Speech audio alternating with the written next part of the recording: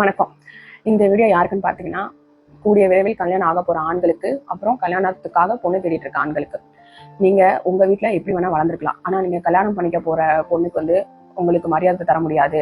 அந்த பொண்ணை நான் அடிமை மாதிரி தான் நடத்துவேன். அவங்க பெத்தவங்களையோ கூட பிறந்தவங்களையும் நான் துளி கூட மதிக்க மாட்டேன். சுதந்திரம் அப்படின்றது ஒண்ணு கொடுக்கவே மாட்டேன்.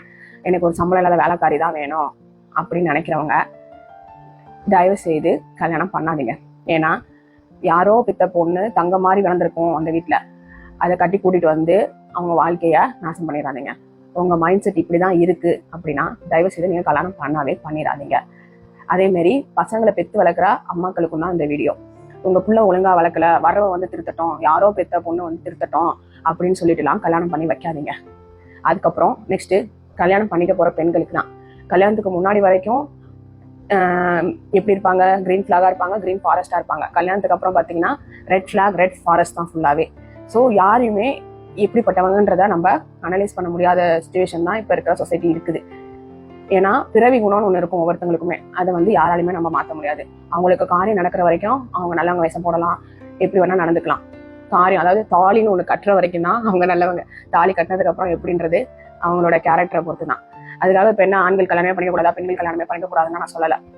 கல்யாணம் பண்ணீங்கன்னா ஒரு பெண்ணும் உயிருள்ள ஒரு ஜீவன் தான். அவங்க வீட்டுல அவங்க எப்படி வளர்ந்துருப்பாங்க அப்படின்றத யோசிக்கணும். அவங்களும் நம்மள மாதிரி ஒரு உயிருள்ள ஜீவன் தான் அப்படின்னு நினைக்கணும். ஏன்னா உங்க இஷ்டத்துக்கு ஆட்டி படிக்கிறதுக்கு அவங்க உங்க வீட்டுல ஒரு டெட்டி பியரோ ஒரு டாலோ கிடையாது, உயிருள்ள ஒரு ஜீவன்.